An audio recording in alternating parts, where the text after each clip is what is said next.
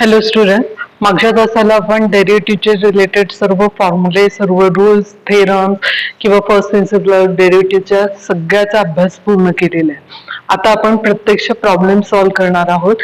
11वी मधले काही प्रॉब्लेम्स मी इथे घेतलेले आहेत, ज्याचा यूज आपल्याला परत 12वी मध्ये सुद्धा करायचा आहे, किंवा जे रूल्स आहेत त्याचा यूज करून आता आपण हे प्रॉब्लेम जे आहेत ते फॉर्म्युलेज आणि रूलचा यूज करून सॉल्व्ह करायचे आहे. प्रॉब्लेम सॉल्व्ह करायच्या अगोदर क्वेश्चन जो असतो ना डेरिव्हेटिव्हचा एकदम सोपा असतो. सर्व क्वेश्चन एकसारखाच असतो, म्हणजे प्रत्येक डेरिव्हेटिव्हचा हाच क्वेश्चन असेल, differentiate following function with respective x. आणि शॉर्ट फॉर्म मध्ये तो असा लिहिला जातो, डिफरन्शिएट विथ रिस्पेक्टिव्ह. पूर्ण सेंटेन्स न लिहिता तो शॉर्ट मध्ये WRT ऑफ एक्स वाचताना तसंच वाचायचा, डिफरन्शिएशन विथ रिस्पेक्टिव्ह एक्स असं फुल फॉर्म मध्ये तो वाचायचा. काही टर्म्स मी इथे 11वीच्या टेक्स्टबुक मधनं घेतलेल्या आहेत, त्या आता आपण सॉल्व्ह करूया with the help of rule and formulas. फॉर्म्युले आणि रूलचा यूज करणार आहोत. ही पहिली टर्म आहे, आणि टर्म गिवन वायच्या फॉर्म मध्ये, y is equal to value जी आहे पहिली अल्जेब्रा आहे, नंतर एक्सपोनेन्शियल आहे, आणि नंतर ट्रिग्नोमेट्रिक फंक्शन आहे. दोन फंक्शन मध्ये ऍडिशन किंवा सबस्ट्रॅक्शन अशा फॉर्म मध्ये ही टर्म दिलेली आहे. ऍडिशन सबस्ट्रॅक्शनचा रूल आपल्याला माहिती आहे, तो यूज करायचा. आणि ह्या टर्मला पहिल्यांदा हे कंपल्सरी लिहायचं, डिफरन्शिएट विथ रिस्पेक्टिव्ह एक्स असं सेंटेन्स लिहिलं की लेफ्ट हँड साइड जो आहे तो लेफ्ट हँड साइड होईल dy/dx. राईट हँड साइड मध्ये टर्म कशी येते, d/dx ऑफ. हे नाही लिहिलं तरी चालतं, पण हे पहिलं एक्झाम्पल असल्यामुळे मी थोडस सर्व स्टेप्स लिहून दाखवते. अदरवाईज तुम्ही पुढची जी स्टेप आहे तीच डायरेक्टली लिहू शकता. डिफरन्शिएशन आपण पहिल्या टर्मचं प्लस सेकंड टर्मचं प्लस मायनस लास्ट टर्मचं आपण करणार आहोत. So derivative of first term plus derivative of second term minus derivative of third term. म्हणजे हे सेंटेन्स लिहिल्यानंतर तुम्ही हे डायरेक्ट लिहू शकतात, मधली ही स्टेप करायची गरज नाही. आता जी व्हॅल्यू आहे डेरिव्हेटिव्हचे, ती व्हॅल्यू आपण रूल यूज केला, आता फॉर्म्युले यूज करायचे. हा रूल यूज झाला, आता फॉर्म्युले यूज करायचे. फॉर्म्युले काय, आपला एक्स रेस टू एन चा फॉर्म्युला आठवायचा आणि त्या पद्धतीने लिहायचा. फॉर्म्युला काय, एन म्हणजे इथे एन ची व्हॅल्यू काय, 4/3 x raise to n minus 1. हा फॉर्म्युला यूज झाला, ही टर्म कंप्लीट झाली. प्लस साइन आहे म्हणून प्लस. एक्सपोनेन्शियलचा फॉर्म्युला आठवायचा, exponential function as it is. So exponential function as it is घेतलं, ही टर्म कंप्लीट झाली. मायनस आहे म्हणून मायनस साइन दिली. आता डेरिव्हेटिव्ह ऑफ साइनचा फॉर्म्युला आठवायचा. So derivative of sine is cos x. Complete झालं, हेच आपलं फायनल आन्सर असेल. फक्त छान त्याला इंटरप्रेट करायचं, जे काही सिम्प्लिफिकेशन असेल ते सिम्प्लिफिकेशन करून घ्यायचं, जे फक्त पहिल्याच टर्म मध्ये. क्रॉस मल्टिप्लाय करा, 4 - 3. 4 - 3 इज 1/3. तुम्हाला हे येतं ना, 4/3 - 1 क्रॉस मल्टिप्लाय मनातल्या मनात करायचं. 4 - 3 अपॉन 3 इज 1/3. हे कॅल्क्युलेशन आता मनातल्या मनात करायचे बरेच, आणि ज्यांना येत नाही ना त्यांनी प्रॉपर वेनी करत चला. कच्चं करायचं, मात्र इथेच करायचं नाही, ते कच्चं कॅल्क्युलेशन करायचं, आणि जे काही आन्सर असेल ते आन्सर जिथे पाहिजे तिथे ते इंडिकेट करायचं. तेच फायनल टर्म आपली इथे कंप्लीट झाली. आता पुढची जी व्हॅल्यू आहे ती ऍज इट इज लिहून काढावीच लागेल आपल्याला, आणि हेच आपलं फायनल आन्सर असेल dy/dx. सोपं आहे, ओके नाही. पहिल्यांदा काय केलं आपण, रूल यूज केला, आणि नंतरच्या स्टेप मध्ये आपण फॉर्म्युला यूज केला. असेच सगळे प्रॉब्लेम सॉल्व्ह करायचे. पहिल्यांदा रूल यूज करायचा आणि नंतर फॉर्म्युले यूज करायचे. डेरिव्हेटिव्ह मध्ये ही मी आता पुढच्या वेळेस असं नाही लिहिणार, जी काही टर्म असेल ती डायरेक्ट आपण सिम्प्लिफाय करूया, रूल्स डायरेक्ट यूज करायचे. नेक्स्ट टर्म आहे y is equal to value आहे √x plus tan x minus x³ जी काही व्हॅल्यू आहे ती लिहून काढली की त्या फंक्शनला काय करायचं, आपल्याला डिफरन्शिएट करायचंय विथ रिस्पेक्टिव्ह एक्स ने. सो डेरिव्हेटिव्ह कॅल्क्युलेट करा. लेफ्ट हँड होईल dy/dx, राईट हँड मध्ये derivative of first function plus derivative of second function minus derivative of third function. हा झाला रूल यूज. आता फॉर्म्युला यूज करायचा. सो फॉर्म्युला यूज करूया. Route एक्सचा फॉर्म्युला आठवायचा 1/2√x. हे त्याचा आन्सर कम्प्लीट झालं. प्लस आहे म्हणून प्लस टॅनचा डेरिव्हेटिव्हचा फॉर्म्युला आठवा. So tan is sec square x. हे कम्प्लीट झाली टर्म. मायनस क्यूबच्या फॉर्म मध्ये म्हणून एक्स रेज टू एन चा जो फॉर्म्युला आहे तो यूज करायचा. टर्म कशी असते n x raise to n minus one. आता एन मायनस वन कच्चं करा आणि ती व्हॅल्यू इथे लिहिली की टर्म काय तयार झाली 3x स्क्वेअर. आणि हेच आपलं फायनल आन्सर असेल. ह्या टर्म मध्ये सिम्प्लिफिकेशन काहीच येणार नाही, त्यामुळे हेच आन्सर आपलं फायनल आन्सर असेल. खूप सोपा आहे डेरिव्हेटिव्ह. फक्त कधी सोपा होतो ज्यावेळेस तुम्हाला फॉर्म्युले पाठ असतील. फॉर्म्युले रूल्स कसे यूज करायचे हे जर टेक्निक लक्षात आलं ना तर आन्सर ऑटोमॅटिक येत जातं. लगेच कळत जातं की काय होणार आहे आणि काय आपल्याला करायचंय. सिम्प्लिफिकेशन खूप इझी असतं डेरिव्हेटिव्ह मध्ये. नेक्स्ट जी टर्म आहे ती घेऊया. मल्टिप्लिकेशनच्या फॉर्म मध्ये आहे. टर्म आहे y is equal to x cube into log x. So दोन टर्मचं मल्टिप्लिकेशन आहे. याचा अर्थ डेरिव्हेटिव्ह करताना रूल कुठला यूज करायचा आहे? u इंटू व्हीचा जो रूल आहे तो यूज करायचा. रूल म्हणायचा differentiate with respect to x लिहिल्यानंतर रूल म्हणायचा. रूल काय सांगतो आपला? First function as it is, derivative of second plus second as it is, second function as it is, derivative of first. हा रूल यूज झाला. आता त्या टर्मचे डेरिव्हेटिव्ह घ्यायचे. त्या टर्मचे डेरिव्हेटिव्ह घ्या. लॉगचा derivative. So derivative of log is 1/x. पाठ पाहिजे आपला formula. Log x as it is आहे त्यामुळे ऍज इट इज. डेरिव्हेटिव्ह कुणाचा आहे? फक्त एक्स क्यूबचा. आणि क्यूबचा डेरिव्हेटिव्ह घेण्यासाठी आपल्याला टर्म काय घ्यावी लागेल? एक्स रेज टू एन चा जो फॉर्म्युला आहे तो घ्यायचा. N x raise to n minus one is 2. या केसमध्ये ती व्हॅल्यू 2 येईल. सिम्प्लिफिकेशन इथे होत आहे म्हणून सिम्प्लिफाय करा. एक्सला हा स्क्वेअर फक्त शिल्लक राहील, क्यूब कॅन्सल होईल, एक्स स्क्वेअर शिल्लक राहिली. पहिली टर्म कम्प्लीट झाली. दुसऱ्या टर्म मध्ये कन्व्हिनियन्ससाठी ही टर्म अगोदर लिहा आणि लॉग एक्स नंतर लिहा. असं लिहिल्यानंतर अजून पण सिम्प्लिफिकेशन करता येऊ शकतं. एक्स स्क्वेअर अशा दोन टर्म दिसत आहेत आपल्याला. एक्स स्क्वेअर जर कॉमन घेतला तर पहिली टर्म राहील 1 आणि दुसरी टर्म राहील 3 लॉग एक्स. हे सिम्प्लिफिकेशन आहे. हे आपण काय करतोय? सिम्प्लिफिकेशन. डेरिव्हेटिव्ह कुठे कम्प्लीट झाला? इथेच कम्प्लीट झाला. नंतर मात्र डेरिव्हेटिव्ह मध्ये सिम्प्लिफिकेशनची आवश्यकता असते. ते सिम्प्लिफिकेशन करता येणं हे आपल्याला लॉजिकली गरजेचं असतं. म्हणजे त्याला काही शिकवण्याची गरज नाहीये. तुम्हाला ते करता आलं पाहिजे. अशा पद्धतीने ते सिम्प्लिफाईड फॉर्म मध्ये नेहमी आन्सर जे आहे ते इंडिकेट करायचं. आणि हा त्याचा सिम्प्लिफाईड फॉर्म आहे. याच्यापेक्षा जास्त त्याला सिम्प्लिफाय करता येणार. हेच फायनल आन्सर आपला इथे कम्प्लीट होईल. नेक्स्ट एक्झाम्पल बघूया. y is equal to e raised to x into log x. So मी आता log x तसाच ठेवते. इथे फक्त e raised to x येईल. सेम दोन फंक्शन आहे. एक एक्सपोनेन्शियल आहे आणि दुसरं लॉगरिथम. दोन फंक्शन मध्ये मल्टिप्लिकेशन आहे आणि मल्टिप्लिकेशन जर असेल तर आपल्याला मल्टिप्लिकेशनचाच रूल यूज करायचा आहे. मल्टिप्लिकेशनचा रूल कसा आहे? First function as it is. So first function as it is, derivative of second plus second as it is, derivative of first. First is e raise to x. Same way. आता derivative कुणाचे घ्यायचे?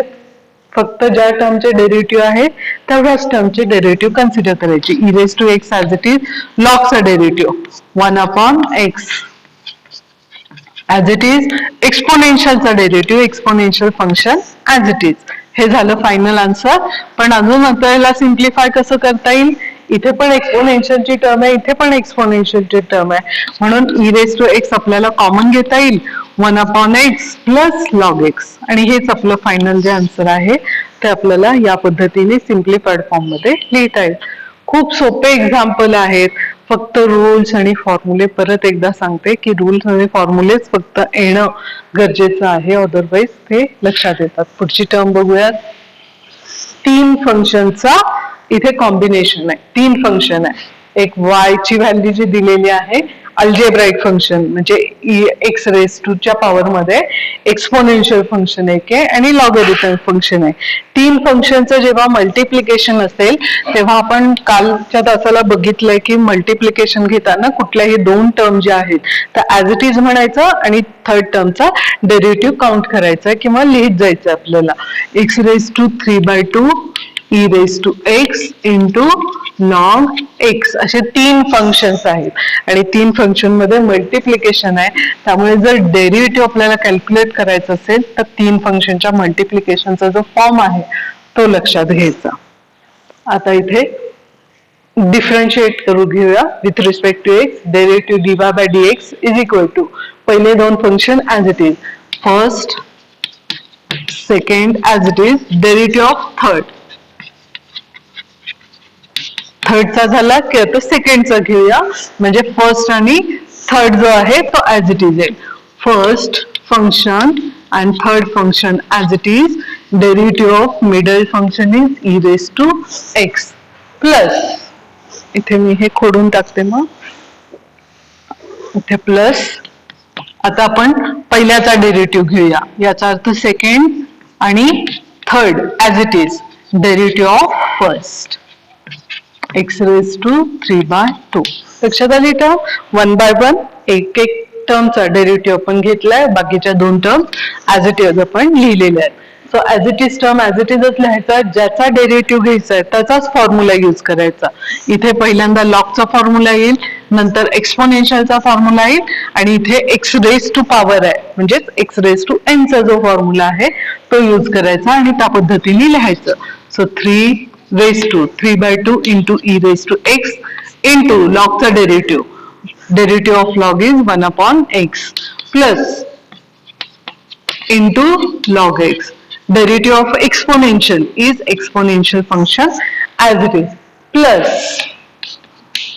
पहिल्या दोन term आहेत अशाच आणि आता आपल्याला एक्स रेस टू एन चा फॉर्म्युला यूज करायचा. एक्स रेस टू एन चा फॉर्म्युला कसा आहे, n as it is. Convenient साठी मी ब्रॅकेट घालते. जेव्हा आपल्याला थोडंसं कॅल्क्युलेशन करायचं असतं ना तेव्हा सरळ त्या टर्मला ब्रॅकेट घालून घ्यायचं कारण बाकीच्या टर्म्स आपण ऍज इट इज लिहिणार आहे. एन ची व्हॅल्यू आहे ही, ती लिहिली एक्स रेस टू. आता n-1 करायचं. n-1 कच्चं कॅल्क्युलेशन करा, क्रॉस मल्टिप्लिकेशन. 3 - 2 इज +1/2. हे फायनल आन्सर येईल. 3 - 2 इज 1. 1/2. सो 1/2. ही जी टर्म आहे ती कंप्लीट झाली आणि आता आपल्याला ज्या व्हॅल्यूज आहेत त्या नीट लिहून काढायच्या. त्या लिहिण्यासाठी ही जी टर्म आहे याच्यामध्ये सिम्प्लिफिकेशन येऊ शकतं कारण इथे व्हेरिएबल एक्स आहे, इथे पण व्हेरिएबल एक्स आहे. जर हा टर्म मला न्यूमरेटरला शिफ्ट केला तर बेस इक्वल इंडेक्स कशी होईल, इंडेक्स मायनस होईल कारण डिनॉमिनेटरला टर्म आहे म्हणून इंडेक्स कशी होईल, मायनसच्या फॉर्म मध्ये. हे जमणं गरजेचं आहे. जे इंडेक्स आहेत त्या इंडेक्स व्हॅल्यू कशा कॅन्सल होतात, ह्या जागेवर सुद्धा कॅन्सल होतात पण ते ज्या टर्म्स आहेत त्या रिअल पार्ट मध्ये असल्यामुळे मी थोडस सिम्प्लिफिकेशन कच्चं करून घेईल. हे कच्चं सिम्प्लिफिकेशन करायचं. टर्म कशी येईल ह्याला परत क्रॉस मल्टिप्लाय करा. 3 - 2 इज 1/2. अशाच फॉर्म मध्ये ही टर्म कच्चं जसं त्याच्यासाठी कॅल्क्युलेशन केलं सेम वेनी हे कॅल्क्युलेशन आहे. आलेला आन्सर काय, एक्स रेस टू 1/2. ती व्हॅल्यू मी इथे लिहिली. हा एक्स परत लिहिणार नाही. कॅल्क्युलेशन कसं केलं, बेस इक्वल इंडेक्स सबस्ट्रॅक्ट कारण डिनॉमिनेटरला असल्यामुळे इंडेक्स सबस्ट्रॅक्ट होतं, शेजारी असेल तर इंडेक्स ऍड होतं आणि त्याच रूलचा इथे यूज केलेला आहे जो आपण 7वीत वगैरे बघितलाय, 8वी 8वीत. आणि टर्म कशी आली, x raise to 1/2 e raise to x. उरलेली ही टर्म आहे तशी आणि 3/2 पुढे घेऊया. नेहमी कॉन्स्टंटच्या ज्या व्हॅल्यूज आहेत त्या पहिल्यांदा लिहिण्याचा प्रयत्न करायचा, सवय चांगली असते ती. टर्म जी आलेली आहे त्याच्यामध्ये सगळीकडे ई रेस टू एक्स दिसतोय, सर्वकडे ई रेस टू एक्स असल्यामुळे ई रेस टू एक्स तुम्ही कॉमन घेऊ शकतात. अजून कुठली व्हॅल्यू कॉमन घेऊ शकतात? इथे रेस टू पॉवर 1/2 आहे, इथे पण रेस टू पॉवर 1/2 आहे, आणि 1/2 असल्यामुळे रेस टू पॉवर 1/2 असल्यामुळे ती टर्म आपण कशी लिहू शकतो? √x फॉर्म मध्ये. म्हणजे जर मला घ्यायचं झालं तर मी परत ह्या दोन टर्मचं कॉम्बिनेशन करून घेऊ शकते. आता 1 बाय 1 आपण स्टेप कम्प्लीट करूया. इथे पण लिहिता येते खरं तर पॉवर 1/2 फॉर्म मध्ये, ती लिहिता आली तर ठीक आहे, नसेल तर तुम्हाला ऍज इट इज तुम्ही इंडिकेट करा. √x प्लस ही टर्म जी आहे ती ऍज इट इज लिहूया.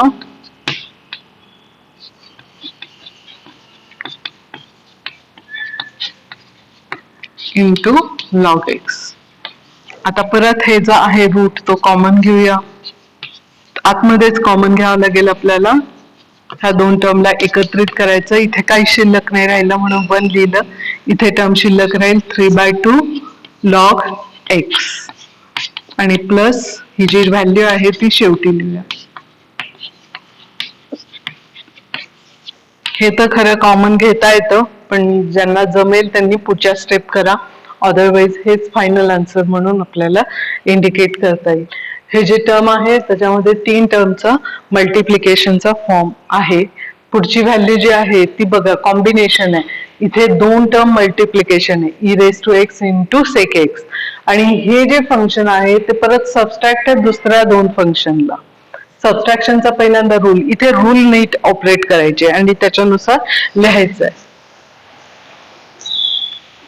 थोडेसे आता ते खालचे जे एक्झाम्पल आहेत ते मोठे येतील, कारण 2 वेळा आपल्याला रूल्स यूज करायचे आणि नंतर फॉर्म्युले यूज करायचे. टर्म आहे y is equal to e⁻x into sec x minus x⁵ into log x. So जे 2 फंक्शन आहे ते पहिल्यांदा सबस्ट्रॅक्शनच्या फॉर्म मध्ये आहे, म्हणून डिफरन्शिएट करत असताना पहिले सबस्ट्रॅक्शनचा जो रूल आहे तो यूज करायचा. Derivative of first function dy/dx of first function, function काय आहे ते पूर्ण लिहायचं, minus derivative of second function.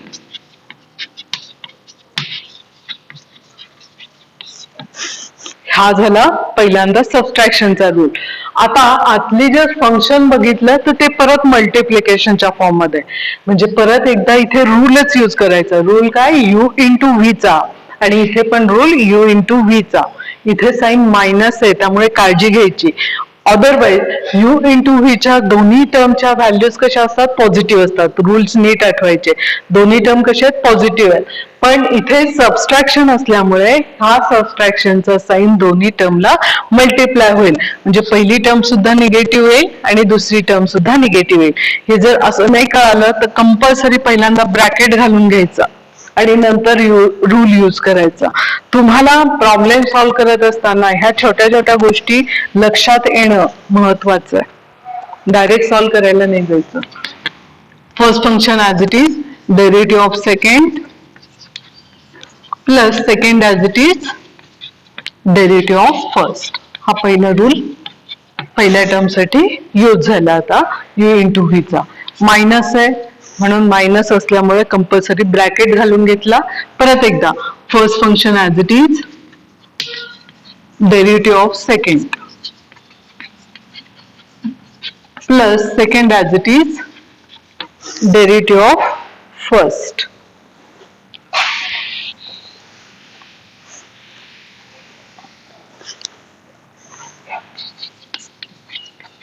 x⁵5/3 he term इथे कंप्लीट झाली. आता मायनस साइननी मल्टिप्लाय पण करा आणि त्याच वेळेस ज्याच्या टर्मचा डेरिव्हेटिव्ह आहे त्याच टर्मचे डेरिव्हेटिव्ह घ्यायचे. सेकचा डेरिव्हेटिव्ह आहे, एक्सपोनेन्शियल फंक्शनचा डेरिव्हेटिव्ह आहे, लॉगॅरिथम फंक्शनचा डेरिव्हेटिव्ह आहे, आणि ह्याही टर्मचा x⁻n चा डेरिव्हेटिव्हचा जो फॉर्म्युला आहे तो यूज करायचा. आणि त्याच वेळेस मायनसनी पहिल्या टर्मला आणि मायनसने दुसऱ्या टर्मला सुद्धा मी मल्टिप्लाय करेन. सो प्रत्येक फॉर्म्युले आठवायचे. सेकचा फॉर्म्युला डेरिव्हेटिव्हचा आहे sec into tan x, sec x into tan x, plus sec x as it is आहे, derivative of exponential is exponential as it is, minus x⁵5/3 as it is, derivative of log is 1/x, minus ही term इथे multiply झाली, log of x into ह्या टर्मचा derivative formula x raise to n चा n x raise to n minus 1 कच्चं calculation. Value किती येईल? 5 minus 3 is 2. So 2/3. हे जे आलंय त्याला आता आपण व्यवस्थित सिम्प्लिफाईड फॉर्म मध्ये घेता येईल. इथे पण बघा हीच टर्म आली आहे जशी मगाशी आली होती. एक्स बेस असेल तर इंडेक्स सबस्ट्रॅक्ट होईल. इंडेक्स सबस्ट्रॅक्ट झाला तर इथे पण टर्म किती येईल? Raise to power 2/3. तीच टर्म आता आपण कन्व्हर्ट करून घेऊया. सो पहिल्या दोन टर्म मधनं कॉमन काय येतं? एक्सपोनेन्शियल फंक्शन कॉमन आणि सेक पण कॉमन. सो पहिल्या दोन टर्म मधनं एक्सपोनेन्शियल आणि सेक कॉमन घेतला तर इथे काय राहील टर्म? tan x आणि इथे सगळं कॉमन काढल्यामुळे +1. दुसऱ्या दोन टर्म मधनं आपल्याला सिम्प्लिफाय पहिल्यांदा करून घेऊया. एक्स रेस टू 2/3 पहिली टर्म झाली मायनस 5/3 कन्व्हिनियंट साठी अगोदर लॉग एक्स किंवा सगळी टर्म पहिल्यांदा लिहूया. X raise to 2/3 into log x. आता परत ह्या दोन टर्म मधनं आपल्याला कॉमन काढता येतं. ती टर्म कॉमन काढली की मायनस साइन सुद्धा कॉमन काढता येते. म्हणूनच ही टर्म परत एकदा सिम्प्लिफाय करायची. पहिली व्हॅल्यू ऍज इट इज, दुसऱ्या व्हॅल्यू मधनं मायनस साइन आणि रेस टू पॉवर 2/3 कॉमन काढला. म्हणजे पहिली टर्म राहिली प्लस दुसरी टर्म राहिली 5/3 इंटू लॉग एक्स. आणि हेच आपलं फायनल जे आन्सर आहे dy/dx चं ते येईल. सो बेसिकली हा प्रॉब्लेम थोडासा मोठा पण आहे आणि समजून घेण्यासारखा सुद्धा आहे. कारण ह्याचाच यूज आता आपल्याला 12वीत अशाच प्रॉब्लेम्सला डील करायचे आणि 12वीचे पूर्ण एक्सरसाइज सॉल्व्ह करायचे आहेत. टर्म कशी दिली आहे? एक फंक्शन मायनस दुसरं फंक्शन, पण त्या फंक्शन मध्ये परत व्हॅल्यू कशी? मल्टिप्लिकेशनच्या फॉर्म मध्ये. त्यामुळे पहिल्यांदा आपण पहिला रूल यूज केला सबस्ट्रॅक्शनचा आणि नंतर यूज केला मल्टिप्लिकेशनचा रूल.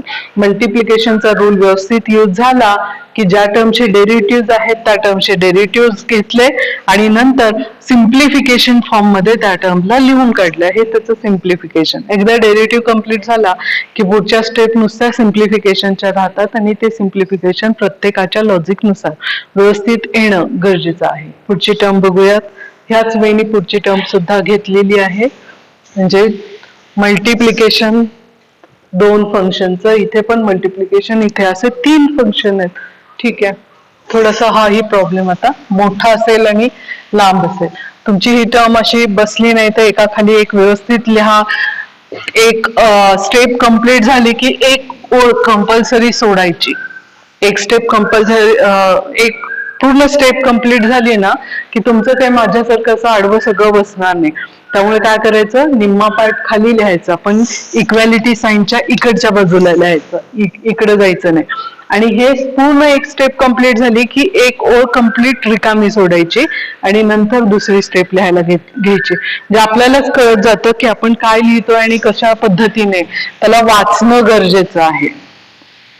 पुढचा जो प्रॉब्लेम आहे y=x³ -2 into tan x minus x cos x plus 7 raised to x into x raised to 7. ठीक आहे. अशा 3 टर्मचं पहिल्यांदा कॉम्बिनेशन कळायला पाहिजे. सबस्ट्रॅक्शन आणि इथे ऍडिशनचा फॉर्म आहे. म्हणून पहिल्यांदा पहिला रूल यूज होईल ऍडिशन आणि सबस्ट्रॅक्शनचा. Differentiate with respect to x dy/dx of first term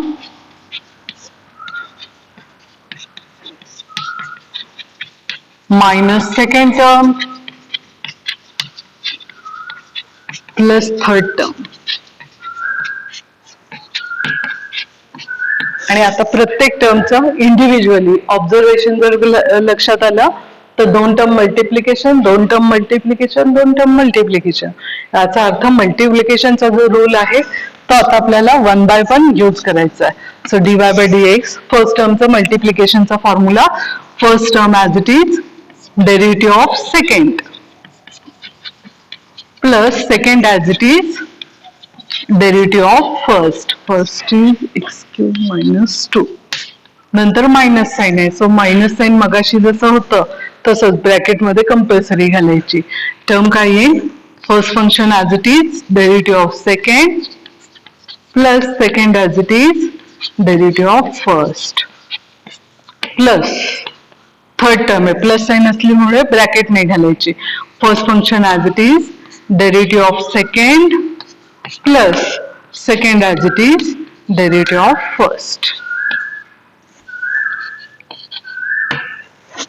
आता इथे डेरिव्हेटिव्ह घेताना मायनस साइनने सुद्धा मल्टिप्लाय करणार आहोत आपण आणि त्या पद्धतीने सिम्प्लिफाय. इथे टॅनचा फक्त डेरिव्हेटिव्ह घ्यायचा, इथे ह्या फंक्शनचा डेरिव्हेटिव्ह परत या दोन फंक्शन सबट्रॅक्शनच्या फॉर्म मध्ये, म्हणजे पहिल्या टर्मचा डेरिव्हेटिव्ह मायनस दुसऱ्या टर्मचा, आणि दुसरी टर्म जर ऑब्झर्व केली तर कॉन्स्टंट आहे. कॉन्स्टंटचा डेरिव्हेटिव्ह नेहमी 0 असतो. पहिला फॉर्म्युला आपल्या लक्षात घ्यायचा. ज्याच्यामध्ये व्हेरिएबल नाही अशा टर्मला कॉन्स्टंट म्हटलं जातं. म्हणजे डेरिव्हेटिव्ह कॉन्स्टंट इज 0, म्हणजे फक्त कोणाचा डेरिव्हेटिव्ह घ्यायचा आहे, एक्स क्यूबचा डेरिव्हेटिव्ह घ्यायचा. इथे सिंपल आहे, कॉसचा डेरिव्हेटिव्ह घ्यायचा आणि इथे टर्म लिहायची राहिली माझी डेरिव्हेटिव्ह ऑफ एक्स फक्त, म्हणजे जो सेकंड फॉर्म्युला आहे आपला तो येईल. इथे derivative of x raise to n चा फॉर्म्युला आणि इथे derivative of e raise to x चा फॉर्म्युला, जो एक्सपोनेन्शियल फंक्शन आहे त्याचा फॉर्म्युला इथे यूज करायचा. प्रत्येक टर्मच्या व्हॅल्यूज ज्या आहेत त्या फॉर्म्युल्यानुसार आपण कम्प्लीट करत नेऊया. Term as it is derivative of tan, टॅनचा derivative sec square x, tan x as it is derivative, convenient साठी ब्रॅकेट घातला. ही जी टर्म आहे 3x स्क्वेअर डेरिव्हेटिव्ह येईल. एक्स रेज टू एन चा formula n x raise to n minus 1 minus कॉन्स्टंटचा derivative 0, कॉन्स्टंटचा डेरिव्हेटिव्ह इथे टर्म 0 आली. नेक्स्ट टर्म आहे मायनस, सो मायनस एक्स कॉसचा डेरिव्हेटिव्ह, सो कॉसचा डेरिव्हेटिव्ह मायनस असल्यामुळे कंपल्सरी मला ही ब्रॅकेट व्हॅल्यू घ्यावी लागते, minus sine x. Next term minus येईल कारण मायनस साइन इथे मल्टिप्लाय झालाय. Cos x derivative of x is 1, हा 1 नाही लिहिला तरी चालतो. Next term plus 7 raise to x, x raise to n चा फॉर्म्युला जो आहे तो यूज होईल. 7 एक्स रेज टू एकनी कमी 6 plus x raise to 7 exponential function as it is into log of base, हा एक्सपोनेन्शियलचा फॉर्म्युला जो आहे तो यूज झाला. इथे सगळे आपण जे फॉर्म्युलेज आहेत ह्याचे डेरिव्हेटिव्हचे ते यूज केलेले आहेत आणि आता जो सिम्प्लिफिकेशनचा पार्ट राहतो तेवढा करायचा कम्प्लीट. सो सिम्प्लिफिकेशन करा. dy बाय dx टर्म येईल first term as it is, काही सिम्प्लिफिकेशन नाही याच्यात. सेकंड टर्म मध्ये 3x स्क्वेअर अगोदर लिहूया into tan x. Third term मध्ये मायनस मायनस इथे प्लस होईल एक्स साइन एक्स, नंतर minus cos x as it is. Next term plus 7 अगोदर लिहिल्या x raise to 6 into 7 raise to x. Last term 7 raise to x sorry x raise to 7 into 7 raise to x into log of 7. आणि हेच आपलं final answer असेल. Simplification करायची याला गरज नाही आहे, जरी केलं तरी फक्त जास्तीत जास्त सिम्प्लिफाय काय होईल, ह्या ज्या दोन टर्म्स आहेत त्या दोन टर्म मला 7 रेज टू एक्स आणि एक्स रेज टू 6 सुद्धा, म्हणजे फक्त ह्याच टर्म साठी खालची एक स्टेप येईल ज्याच्यामध्ये पहिल्या सगळ्या व्हॅल्यूज तुम्हाला आहे तशाच लिहून काढायला लागेल. इथे मात्र शेवटच्या स्टेप मध्ये तुम्हाला काय करता येईल, एक्स रेज टू 6 आणि 7 रेज टू एक्स कॉमन जर घेतला तर पहिली फक्त टर्म 7 शिल्लक राहील, इथे एक एक्स शिल्लक राहील, एक्स लॉग ऑफ 7. फक्त एवढ्याच टर्म मध्ये बदल होतो, बाकीच्या कुठल्याच टर्म मध्ये बदल होत नाही. त्यामुळे न करता हे जे आहे तेच ठेवायचं आणि तेच आपलं फायनल आन्सर म्हणून एक्सेप्ट करायचं. आता जो शेवटचा प्रॉब्लेम आहे तो यू अपॉन व्ही चा फॉर्म्युला इथे यूज करायचा आणि यू अपॉन व्ही चा जो फॉर्म्युला आहे त्याच्यानुसार पहिला डेरिव्हेटिव्हचा रूल जो आहे तो यू अपॉन व्ही चा, आणि नंतर जसं जसं आतमध्ये आपण जाऊ तशा तशा त्या व्हॅल्यूज बघायच्या आणि त्याच्या पद्धतीने सिम्प्लिफिकेशन आपण कम्प्लीट करायचं. सो पहिली टर्म आहे लास्ट टर्म आहे x log x, numerator denominator आहे एक्स प्लस लॉग एक्स. अपॉनच्या फॉर्म मध्ये एक फंक्शन अपॉन दुसरं फंक्शन आहे, त्यामुळे डिफरन्शिएट करताना जो यू अपॉन व्ही चा फॉर्म्युला आहे त्याचा यूज करायचा आणि तो फॉर्म्युला थोडासा वेगळा आहे, व्यवस्थित Second function as it is. Second function as it is. Derivative of first. Minus first as it is. Derivative of second. Upon second square. Upon second square ह्या फॉर्म मध्ये येईल. आता सिम्प्लिफिकेशन कुठल्या कुठल्या टर्मचं करायचं, इथे डेरिव्हेटिव्ह घ्यायचा आहे, पण ह्या डेरिव्हेटिव्हला ना u इंटू व्ही चा फॉर्म्युला कंपल्सरी यूज करायचा आहे. इथे पण डेरिव्हेटिव्ह आहे ऍडिशनच्या फॉर्म मध्ये, त्यामुळे इथे ऍडिशनचा रूल आणि इथे येईल मल्टिप्लिकेशनचा रूल. बाकीच्या व्हॅल्यूज आहे तशा लिहून काढायच्या. First term as it is, मल्टिप्लिकेशनचा second function sorry first function as it is, derivative of second plus second as it is, derivative of first. हा कंप्लीट झाला इथे u इंटू व्ही चा फॉर्म्युला. नेक्स्ट फॉर्म्युला पुढच्या term साठी येईल, तुम्ही खाली लिहा आणि अजून वेगळ्या पद्धतीने सुद्धा ही टर्म आपण लिहू शकतो. ते कसं ते सांगते मी तुम्हाला. टर्म येईल x log x as it is, derivative first function plus derivative second function. ही स्टेप अपॉनच्या फॉर्म मध्ये, आणि तो जो अपॉन आहे तो मी इथे पुढे, कारण खूप लांब लचक ती स्टेप येते म्हणून ह्या पूर्ण स्टेपला ना कर्ली ब्रॅकेट घालायचा, आणि कर्ली ब्रॅकेटच्या अगोदर हा जो अपॉन आहे तो आपल्याला लिहिता येतो x प्लस लॉग एक्स. कारण एवढ्या सगळ्याला अपॉन देणं हे थोडस व्यवस्थित दिसणार नाही. पूर्ण ह्या टर्मला अपॉन ही टर्म आहे आणि ती टर्म थोडी मोठी असल्यामुळे हा जो अपॉन आहे तो आपण खाली सेपरेट लिहून काढला. हा सेपरेट लिहिला की इथे dy बाय dx चा फॉर्म लिहूया. ही स्टेप या पद्धतीने सुद्धा आपल्याला लिहिता येईल. कुणाकुणाचे डेरिव्हेटिव्ह पाहिजे आपल्याला, इथे लॉगचा, एक्सचा, परत एक्सचा आणि लॉगचा, त्याच व्हॅल्यूज आहेत. त्या टर्मचे आपल्याला डेरिव्हेटिव्हचे फॉर्म्युलेज माहिती आहेत, त्या फॉर्म्युल्यानुसार व्हॅल्यूज लिहित जाऊया. फर्स्ट टर्म आहे तशीच, curly bracket x plus log x as it is. आता derivative, so x as it is, derivative of log is 1 upon x. Log x as it is, derivative of x is 1. इथे box bracket complete. Minus ही term आहे तशीच, derivative of x 1, derivative of log is 1 upon x. Curly bracket complete. आता जे simplification आहे तेवढं करूया.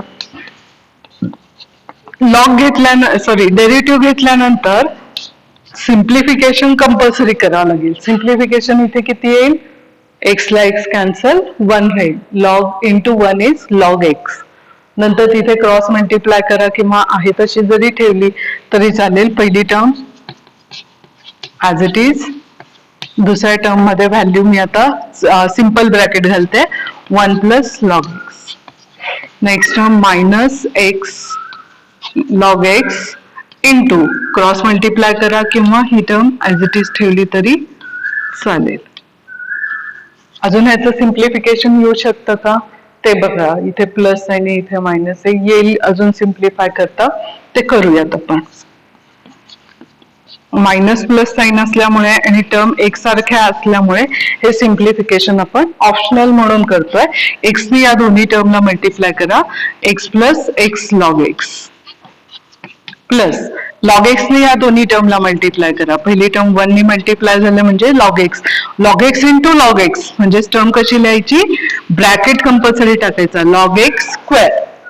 Next term minus ह्या टर्मनी ह्या दोन्ही टर्मला मल्टिप्लाय करा, मायनस ह्या टर्मनी, सो व्हॅल्यू येईल minus x log x minus x log x upon x.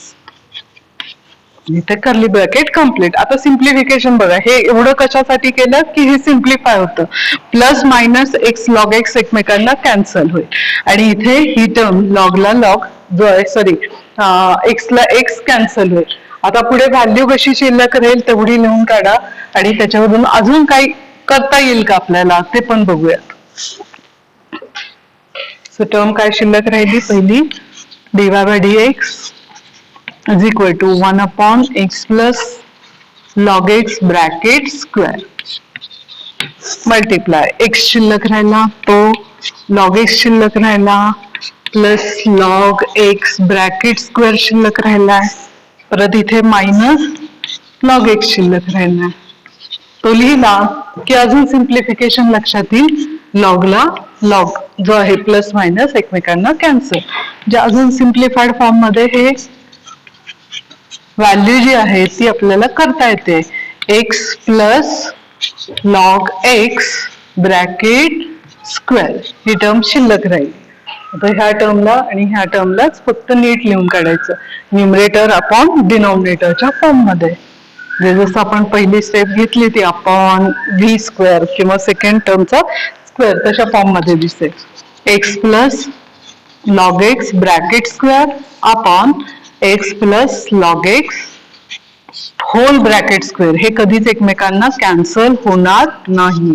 आणि हे जे आहे हेच आपलं फायनल आन्सर येईल सो डेरिव्हेटिव्ह कुठे कम्प्लीट झालाय ह्या स्टेपला आपला ऍक्च्युअली डेरिव्हेटिव्ह कम्प्लीट झालाय उरलेल्या सगळ्या स्टेप्स काय करतोय आपण फक्त त्याचं जे सिम्प्लिफिकेशन आहे ते सिम्प्लिफिकेशन करत जातोय हे 11वीचे प्रॉब्लेम्स आहेत त्याच्यानंतर मात्र तुम्हाला सर्व जे चॅप्टर चालू होईल तो 12वीचा चॅप्टर असेल आणि 12वीच्या कन्सेप्टवर तो डिपेंड असेल 12वीला वेगळी काहीच कन्सेप्ट नाही सगळे हेच फॉर्म्युले हाच प्रकार हेच रूल आणि अशाच पद्धतीने प्रॉब्लेम सॉल्व्ह करायचे कन्सेप्ट मात्र थोड्याशा बदलतील म्हणजे काही काही कन्सेप्ट ज्या आहेत त्या थोड्याशा बदलतील त्या कशा बदलतील हे आपल्याला डायरेक्ट चॅप्टर मध्येच लक्षात येईल हे कायमस्वरूपी लक्षात ठेवा फॉर्म्युले व्यवस्थित पाठ करा रूल्स व्यवस्थित पाठ करा कमीत कमी 10 वेळा सुरुवातीला लिहून काढायचं पाठ करत असताना कुठल्या पद्धतीने पाठ करायचं हेही मी तुम्हाला सांगितलंय त्याच वेने पाठ करा